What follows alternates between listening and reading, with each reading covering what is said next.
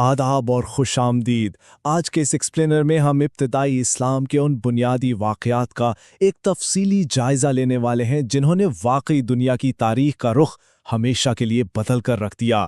بنا کسی دیری کے چلیے شروع کرتے ہیں۔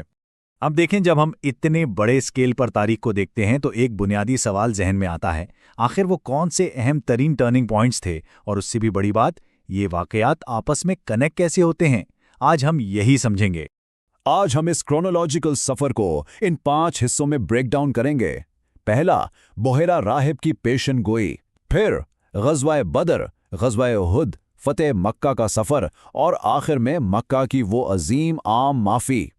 تو چلیے شروع کرتے ہیں ہمارے پہلے حصے سے، جہاں ہم بحیرہ راہب کی پیشن گوئی اور ابتدائی نشانیوں کی بات کریں گے۔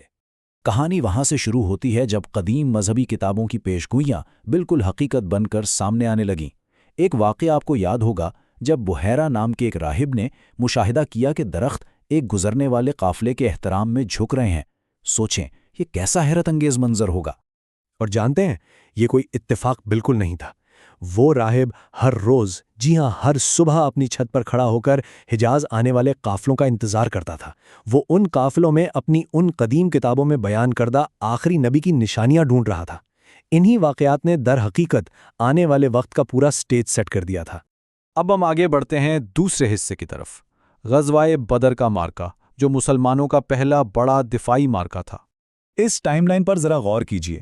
ہجرت کے بعد حالات کتنی تیزی سے بدلیں۔ 1 ہجری میں مدینہ میں پہلی اذان ہوتی ہے، پھر 2 ہجری میں روزے اور زکوٰۃ فرض ہوتے ہیں، اور آخرکار اس نئی کمیونٹی کے پریکٹیکلی آرگنائز ہونے کے فوراً بعد ہی 17 رمضان 2 ہجری کو غزوہ بدر پیش آتا ہے۔ یعنی یہ ایک زبردست ٹیسٹ کا وقت تھا۔ اور اس ٹیسٹ کی سنگینی کیا تھی؟ فرق واضح اور حیران کن تھا۔ ایک طرف صرف 313 مسلمان حضرت محمد صلی اللہ علیہ وسلم کی قیادت میں، اور دوسری طرف ابو جہل کی زیر قیادت پورے 1000 مسلح افراد۔ یہ تعداد خود بتاتی ہے کہ یہ چیلنج کس قدر بڑا تھا۔ لیکن اتنی عظیم تعداد کی برتری کے باوجود نتیجہ کیا نکلا؟ ایک قطعی اور واضح فتح۔ قریش کے 70 افراد ہلاک ہوئے، جن میں ان کا سردار ابو جہل بھی شامل تھا، اور مسلمانوں کے 14 افراد شہید ہوئے۔ اس بات نے ابتدائی مسلمانوں کے حوصلے کو بالکل آسمان پر پہنچا دیا۔ یہ اس بات کا پریکٹیکل پروف تھا کہ مستحد عظیم ہو تو بڑی سے بڑی تعداد بھی کم پڑ جاتی ہے۔ اگلے سال حالات بالکل مختلف تھے۔ تیسرے حصے میں ہم غزوہ احد کے حالات کو اور احکامات کی پیروی کے امتحان کو سمجھیں گے۔ 3 ہجری میں جبل احد کے پاس لڑی جانے والی یہ جنگ دراصل صرف ایک بیٹل نہیں ہے، بلکہ ڈسپلن کی ایک بہت بڑی کیس سٹڈی ہے۔ یہ سکھاتا ہے کہ اعلیٰ قیادت کی اسٹریٹجی پر بغیر کسی تبدیلی کے اسٹرکٹ رہنا کس قدر ضروری ہوتا ہے۔ ہوا کچھ یوں کہ میدان جنگ میں احکامات کی ایک معمولی سی خلاف ورزی نے وقتی طور پر بہت شدید نقصان پہنچایا۔ حالانکہ قیادت نے آخرکار اس آزمائش کو سنبھال لیا، لیکن اس نے ڈسپلن کا ایک ایسا سبق دیا جو کبھی بھلایا نہیں جا سکا۔ اور ہاں، ایک اور انٹرسٹنگ پوائنٹ یہاں، ہسٹوریکل ریسرچز نے یہ ثابت کیا ہے کہ ہند کے کلیجہ چبانے جیسی واقعات بالکل غیر مستند ہیں۔ اصل میں متھ سے ہٹ کر فیکٹس پر فوکس کرنا چاہیے، رائٹ؟ چلیے اب اپنے چوتھے حصے کی طرف آتے ہیں، فتح مکہ کا سفر، جس کی بنیاد ایک اہم پیس ٹریٹی کے ٹوٹنے پر رکھی گئی تھی۔ 8 ہجری میں اس تاریخی پیش قدمی کی اصل وجہ تھی صلح حدیبیہ کا واضح طور پر توڑا جانا۔ بنو بکر نے ایک چشمے پر بنو خزاں پر حملہ کیا، اور قریش نے انہیں صرف ہتھیار ہی نہیں دیے بلکہ اپنے چہروں پر نقاب پہن کر لٹرلی اس حملے میں عملاً حصہ لیا۔ ظاہر ہے ایسی واضح غلطی نے امن کے تمام باقی راستے بند کر دیے تھے۔ اس کے بعد جو ہوا وہ پیورلی سائیکالوجیکل وارفیئر کا ایک ماسٹر کلاس ہے۔ پہلے تو ابو سفیان کی مدینہ آ کر معاہدہ بچانے کی آخری کوشش بالکل فلاپ ہو گئی۔ پھر رمضان 8 ہجری میں 10,000 افراد کا ایک عظیم لشکر روانہ ہوتا ہے۔ بدر کے 313 اور یہاں 10,000، گروتھ چیک کریں۔ رات کے وقت جب لشکر نے قیام کیا تو ہزاروں الاؤ جلائے گئے، جس نے دشمن پر ایسا شدید دبدبہ قیام کیا کہ ریزسٹنس پریکٹیکلی زیرو ہو گئی۔ آپ سوچیں اس وقت کا منظر، ان ہزاروں جلتے ہوئے الاؤ کو دیکھ کر ابو سفیان کی زبان سے بے ساختہ نکلا، خدا کی قسم تمہارے بھتیجے کی بادشاہت آج عظیم الشان ہو گئی ہے۔ بس در حقیقت وہی وہ ٹرننگ پوائنٹ تھا جب قریش کی لیڈرشپ نے کمپلیٹلی ریئلائز کر لیا کہ اب مقابلہ کرنا بیکار ہے۔ بلڈ لیس فتح کی اصل بنیاد وہیں رکھ دی گئی تھی۔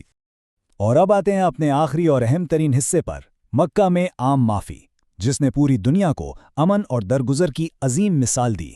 جب آخرکار لشکر مکہ میں داخل ہوا تو کسی خون ریزی یا بدلے کی بات نہیں ہوئی۔ جو الفاظ گونجے وہ یہ تھے، آج تم پر کوئی ملامت نہیں۔ یہ ایک ایسی ان ایکسپیکٹڈ عام معافی تھی جس نے پورے جزیرہ نما عرب کو حیرانی میں ڈال دیا۔ صدیوں کی پرانی دشمنی کی آگ واقعی ایک ہی لمحے میں ہمیشہ کے لیے بجھا دی گئی۔ ایکچولی یہ عام معافی تقریباً یونیورسل تھی۔ یہ جو 6 کا عدد ہے یہ صرف ان گنتی کے افراد کے لیے تھا جن میں 4 مرد اور 2 عورتیں تھیں، جنہیں ان کے ماضی کے انتہائی سنگین اور شدید جرائم کی وجہ سے اسپیسیفکلی اس وقت معافی نہیں ملی تھی۔ لیکن ان چند ایکسیپشنز کے علاوہ باقی ساری عوام کے لیے صرف اور صرف ایبسلیوٹ امن کا پیغام تھا۔ اس پورے سفر کا کلائمیکس واقعی بہت پاورفل ہے۔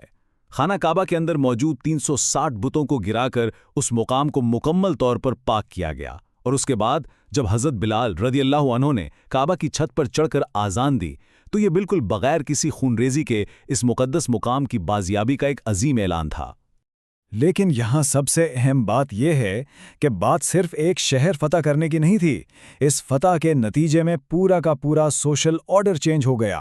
نسلی برتری، لسانی فرق اور صدیوں کا قبائلی غرور، ان سب کو بالکل جڑ سے اکھاڑ پھینکا گیا۔ انسانی معیار کا درجہ کسی کی نسل سے نہیں بلکہ صرف اور صرف اس کے تقوی کی بنیاد پر مقرر کیا گیا۔ کیا زبردست انقلاب تھا یہ! تو ان تمام واقعات پر غور کرنے کے بعد تصور کریں، ایک راہب کی پیشگوئی سے شروع ہونے والی بات ایک اتنے عظیم شہر کی بالکل پرامن فتح پر آ کر کیسے پوری دنیا کی تاریخ کا دھارا ہمیشہ کے لیے موڑ دیتی ہے۔